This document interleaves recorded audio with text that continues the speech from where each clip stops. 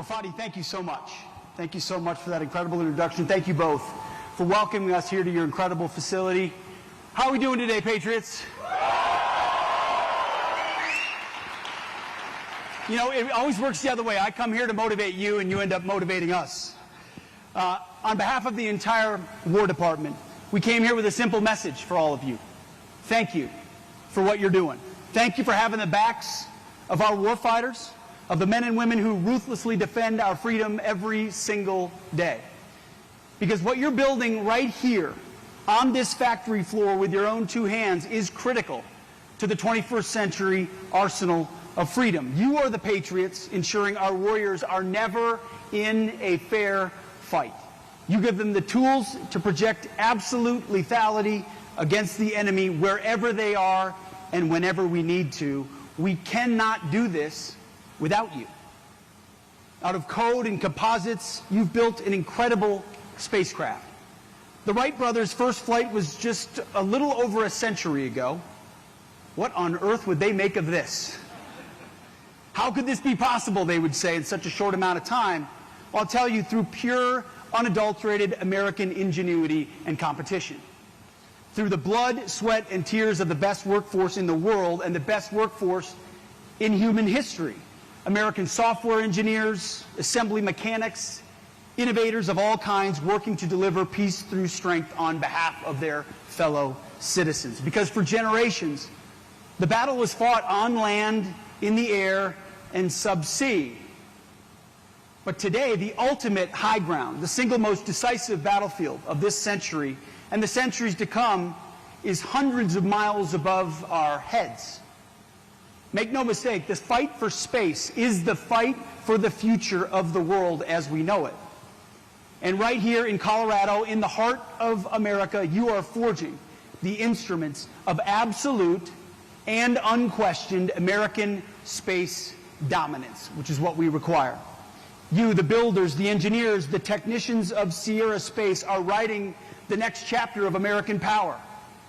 And that mission comes with a non-negotiable mandate from the Department of War and from President Trump to build more and build faster, to cut red tape and to invest up front.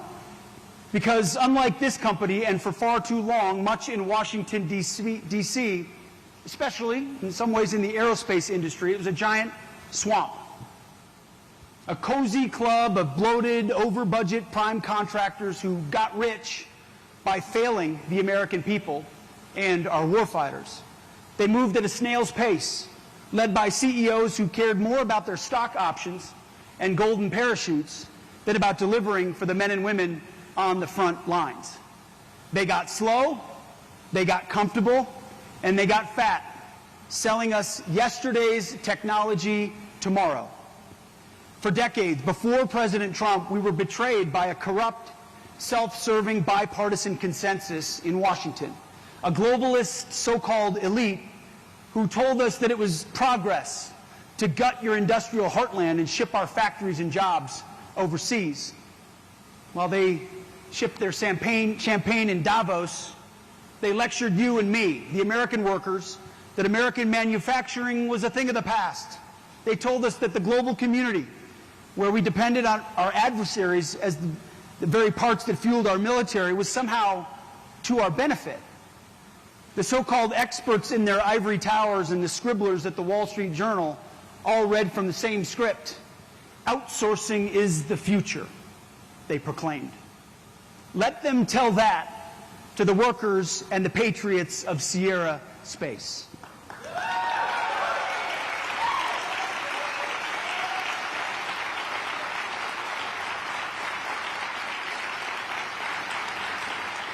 Let them say that to the machinists who shape metal with American hands. Let them say that to the technicians who wire the complex machines for our arsenal of freedom, like the Dream Chaser, the Life Habitat, and the Vortex engine. The critical satellites that serve as the eyes and ears in the cosmos. Let them say that to the programmers and the engineers who are outthinking and outbuilding every competitor on Earth. You are not here shuffling paper for Wall Street. You are here on this factory floor building the very machines that will guarantee our nation's survival for your kids and grandkids and mine.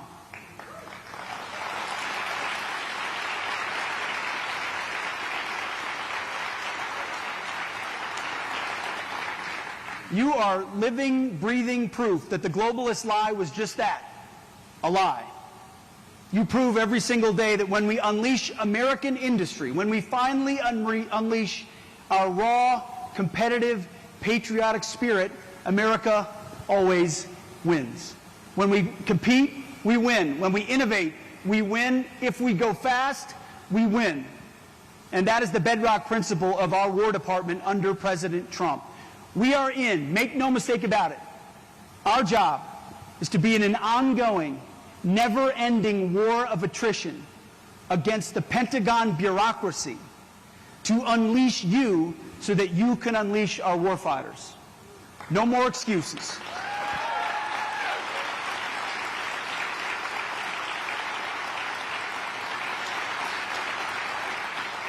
I've told our staff right here, said we are in a war of attrition against our own bureaucracy for the next 3 years, and we intend to win it. We will outwork them every single day. No more delays, no more allowing wealthy executives to line up their pockets with stock buybacks while the factory floor crumbles and our warriors wait for the tools that they need. We are done sacrificing our industrial power and national sovereignty for the profits of a tiny, disconnected elite in Washington. We are equipping our warriors for the future right here, right now, with parts made in the USA, and we're doing it at light speed. You see, President Trump's entire agenda is built on a few core common sense principles. The first is America and Americans first. And that means we protect your jobs, your security, and your family's future before we think about any foreign country or globalist peacekeeping project. We invest in factories in Colorado, not in China. It means American strength is forged by American steel and built by American workers, full stop. And let's be honest what it means for you. It should mean more money in your pockets, higher wages, a better, more affordable life. The golden age of American manufacturing demands that the patriots who build it share in that very same prosperity. We're talking about real competitive compensation that creates a better life for you and your family today and a more secure future for our children tomorrow. President Trump's second principle is peace through strength. At the War Department, that's our job, the Strength Department. Our goal is deterrence, so absolute that our adversaries tremble at the very thought of even challenging us. And space is the ultimate arena where that strength will be proven all of the time. Whoever controls space controls the fight. It's that simple. And President Trump's announcement of a $1.5 trillion investment in our national security for 2027 sent a shockwave around the world. No, we're not messing around. We will spend every dime of it wisely, and we're already doing so. And as I'm sure many of you have already heard, even before that, the One Big Beautiful Bill provides unprecedented billions of dollars in investments in America's military space capabilities, sending the demand signal industry needs to see that we are investing and investing big. Speaking of which, I want to take a moment to recognize two of Colorado's finest joining us today who helped make this stuff possible. Representative Jeff Crank of Colorado's 5th Congressional District. Thank you. And Representative Lauren Boebert of Colorado's 4th Congressional District. Lauren, thank you.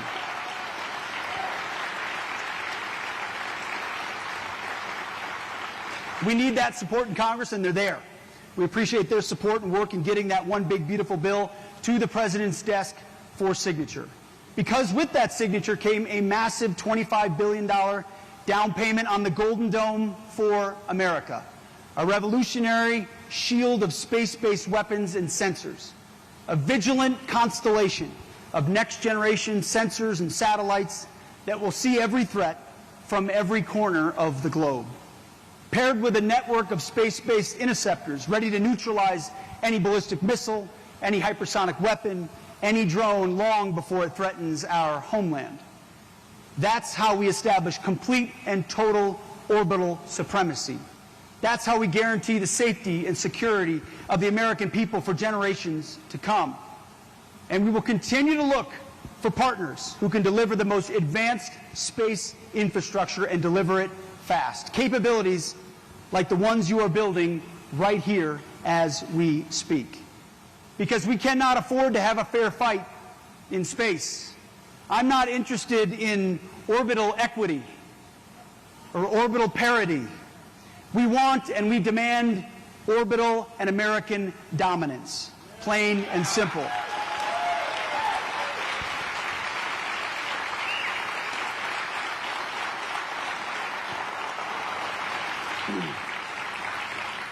Our job is to provide that hammer, sometimes at midnight.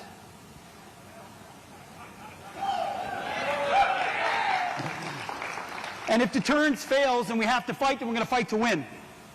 And we'll fight overwhelmingly with absolute resolve, which is pun intended. President Trump's third principle is just raw common sense. Common sense tells us that we cannot project power from a hollowed-out industrial base. Common sense tells us that our unity is our strength, not what our faces look like. Common sense tells us that in order to win, we must unleash our warfighters with the lethal tools that only you can build. And that's why we're on this Arsenal of Freedom tour. We're sending a clear, sustained demand signal to American industry that we want the best and we need it yesterday. That the era of weakness is over. The disastrous retreat from Afghanistan, the preventable war in Ukraine, the invasion of our southern border, those days are gone. From day one of the Trump administration, the War Department reestablished deterrence, and our enemies have learned a hard lesson. If you challenge the United States of America, you will pay a terrible price. As President Trump has said, if you mess around with us, if you want to try to do something bad to us, we're going to do things to you that you have never felt before, end quote.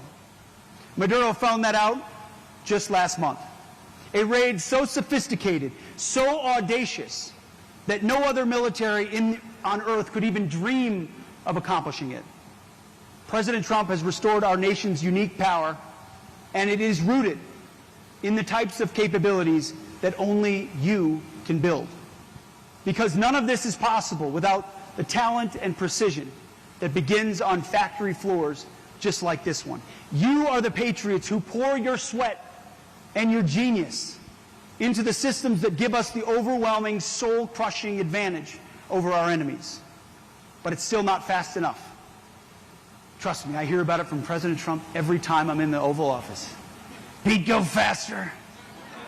Come on. So under President Trump, we are lighting a fire under the old way of doing business. We're flipping the status quo on its head. Urgency is our new currency. Speed, efficiency, and ferocious competition. We're holding the big defense contractors to the highest possible standard, just as we do our warfighters. President Trump's executive order on January 7th put an end to the excuses. No more monopolies. No more waiting 15 years for the perfect solution that never arrives. No more egregious executive bonuses while falling behind on your projects. No more prioritizing Wall Street over the warfighter. The companies we invest in must invest in themselves and put their workers and warriors first.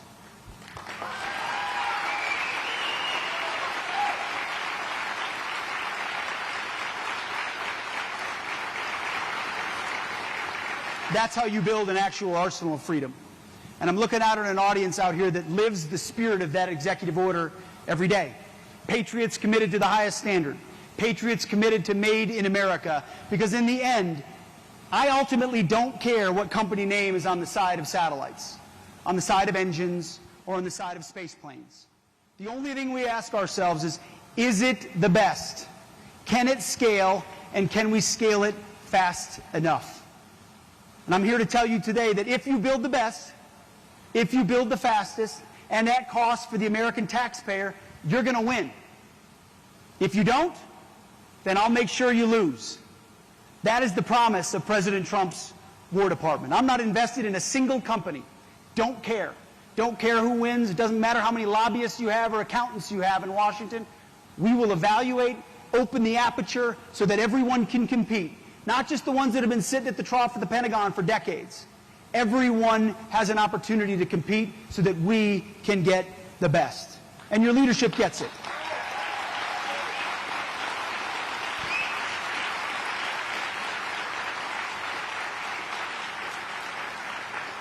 Your leadership gets it.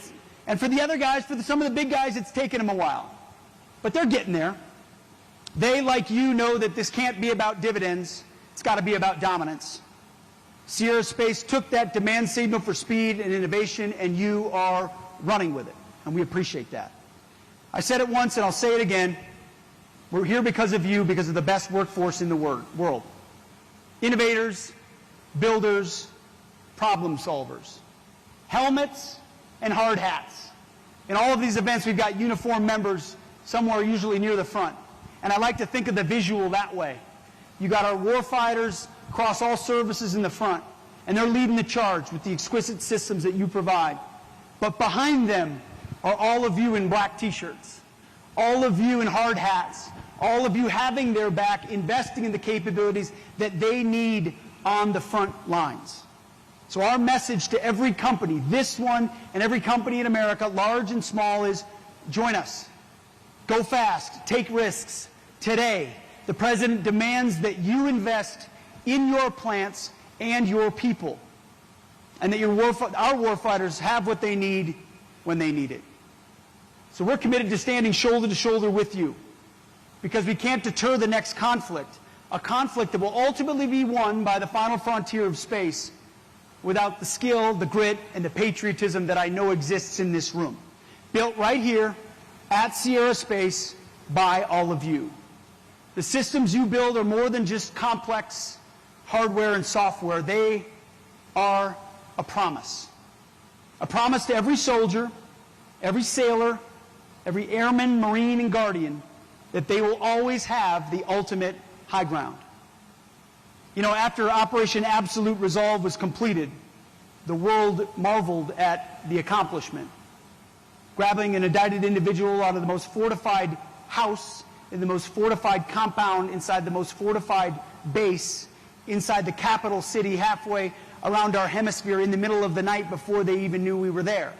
Something no other country could do. And I remember sitting at the podium the next morning with the President and others, and I couldn't help but just say, you just witnessed the guts, grit, gallantry, and glory of the American warrior.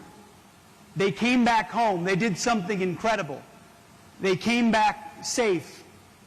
And what protected them and what gave them the information they needed was American dominance from above. The kind of dominance you are building in America and by Americans. And when President Trump spoke over the radio to the warriors who went down there to Caracas, he said over the radio, good luck, men, and Godspeed. And I know that you make your own luck because you're great at what you do. But I wish you Godspeed as well, because we need the skills that you're honing here. Our job is to ensure that you have everything you need in that process. Again, a war of attrition against the bureaucracy that opens up the aperture so that everyone can compete. Then the ball is fully in your court. We're here to serve you. You're here to serve the troops. And if we get that right, they get what they need to deter. And if they need to fight, they get what they need to fight to win, which is what the War Department is focused on.